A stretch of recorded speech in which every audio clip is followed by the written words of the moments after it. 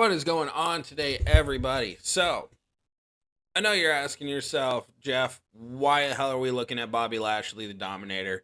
He has been out for years at this point. People don't use him anymore. If they do use him, it's mostly free to play players who got him. And to be honest, I've been told he only has two builds, one with the Ronda jacket, I believe, and then one with the drip plate, obviously. But times are changing inside WWE Champions.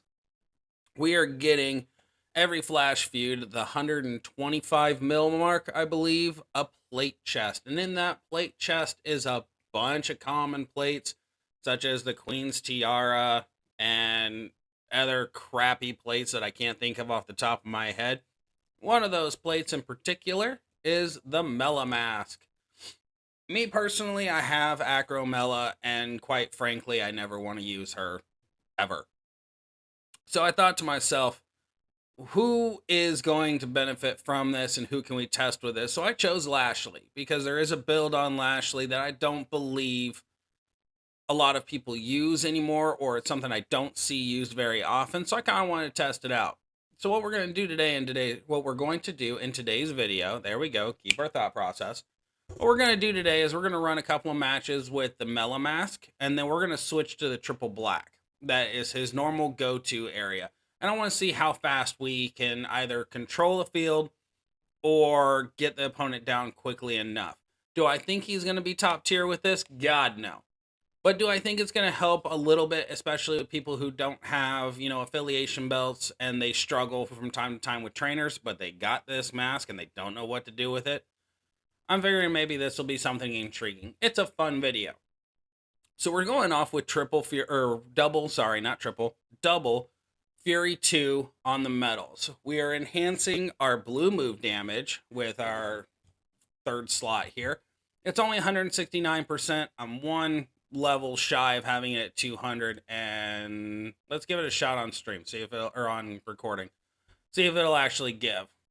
Looks like we got a couple more shots. I highly doubt it's going to, because that's just kind of my luck today. But if it hits there, it hits there. If it doesn't, it doesn't. I'm not going to be upset either way, and it did not. So we're golden. Alrighty.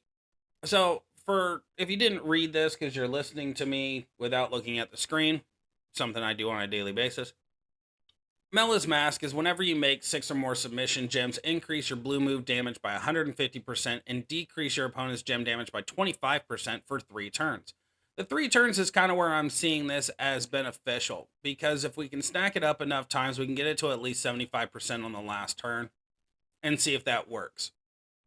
Like I said, the blue move damage over here is 169%. So we're looking at 300% on the move damage. Now, the plate or setup, I'm sorry, I had it completely set up before and I messed it up. The way I'm kind of looking at this is kind of a hybrid. We're going for 150% on gem damage. We're going for 150% on move damage. The move damage is only 152,000, 132,000, but that's going to be increased with our metal and with our plate. Sadly, Mr. Bobby over here, his move MPs are 9, 9, and 8, so we're going to have to double MP trainer that submission first. We're going to go submission first, obviously. We want to control their board just a little bit more than normal.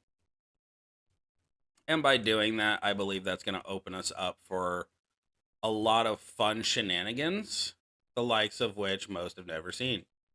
So we're going to go down all the way down here, see if he's down here. He's not. We're looking for Butch right now, and clearly my brain is not functioning. There we go.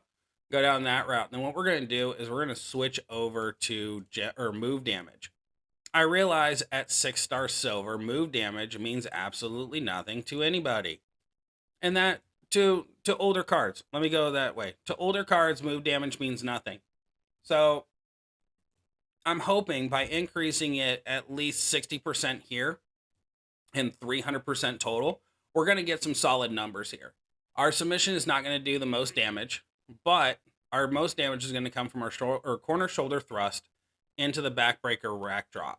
So what I'm hoping is by starting off with the color submission, we're going to be able to hit that, increase our gem damage turn 2, refill our submission on the same turn, dealing as much damage as possible, and then going into the submission. The purpose for the Fury 2 is because it is a colored submission. So we're getting blue gems off of that. We are getting red gems off the black or the backbreaker rack drop. So we're looking at about 915 gems total, somewhere around there. I don't expect this to be game breaking, but I expect it to kind of do a little bit of fun stuff. So we're looking at 243 and 212 with our trainer or coaches. So we're going to go in against Sami Zayn here. He's a 6-star, but we want to do class advantage because that's what we do on this channel is we do class advantage. So let's see what we can come up with here. Now, with our belt, we're at almost $500,000 for corner shoulder thrust. We're sitting at 472,890 and then 412 on the backbreaker. So we're going to do our hurt lock here. Get our blues out. We're going to break some reds here just for shits and giggles. And then we're going to scatter. Scatter off the last 3. Because those are fully charged now. Everything's ready to go. So we were at 472 and 412, I believe, just shy of $500,000. Now let's see, we are at 701,000 there and 612. So we're doing about $1 million or 1.2 with just this alone. The increase is only per turn, so that's all right. So since we already broke the other ones later, or right there, we don't really need to worry about too much. But we also don't want to waste our increase. So we're going to hit 9 there. There we go. I'll push it down a little bit. That did quite a bit of damage. Now, this is not going to be speedy, which is what I'm really kind of leaning towards. This is kind of more along the lines of... I didn't see the 5s down there, so that's pretty cool to think about.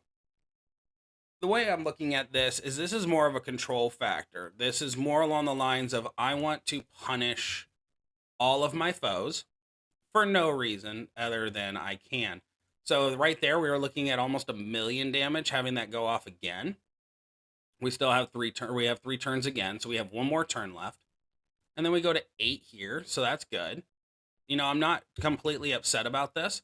We don't want to pin. That is the big thing right now. We do not want to pin. We want to keep this rolling as much as humanly possible. Now, if a cascade happens, but it did not, so we're golden grams. So we're just going to connect these here with those multiplies, get a little bit more damage in, and allow for our move to not be completely wasted out. You know, it's pretty solid. It is melting him quite a bit. It's not fast, and that's the big thing. We're over $1 million now, so that's good. 3 turns, we're over $1 million. Or 3 rotations, we're over $1 million. Over $1 million there as well. And I believe here with our big pump, we can actually just go and pin him and we should be just fine. I don't see why we wouldn't be okay. Yeah, we're fine. Over 2 million. So is it a slow process? Yes. Very slow process, but it is viable.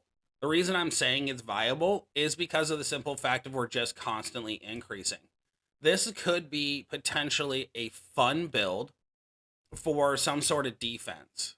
Now, let's switch over to the black build real quick. We're not going to be able to pump up the move damage that much because I don't have a black move damage for Fury 2. I wish I did. I just simply don't. This way, we're looking at 8, 9, and 10, so we're going to get the multiply off first on any sort of feud. We got to go to previous because I already had it previously set up. We're going to go with Xavier, Trick Priest, Z-Taker, and Memrock. The main reason for this is kind of the in my opinion, is the echelon, really, of what his build is, if you have these cards. If you don't have these cards, you can always switch out Priest for a +2 on the black like normal. You can switch out Memrock for Miz. Miz is a good choice here. It'll increase that, or increase the damage on the multiply, or for the multiply. So that is a big thing. So now we're doing 9 with our corner-to-corner forearm, going into the strength of 6, which is a big plus. And then the real deal, we are now doing 221,000 bonus damage for every multiply, and then our finisher is only 219,000. If I had a 200% Fury move damage on here, this would be a lot better. It's just not the case right now. So we're gonna go back in against Sami, see how this rotates. We have tour perks, so we're gonna be able to see the damage outright. Going into feud, Santa Hogan on it might help here a little bit, but it's going to get you here at least. And that's really what you want to go with. So it looks like we can do everything turn one. So I'm just going to kind of cluster it, really. There's really no other points. Just cluster it. I think it's a 5x5 area, and I think it did a 4x5. Yeah, it's a 5x5. I could have gotten to here, too. Either way. And then with drip, obviously, it's going to trigger again and again and again.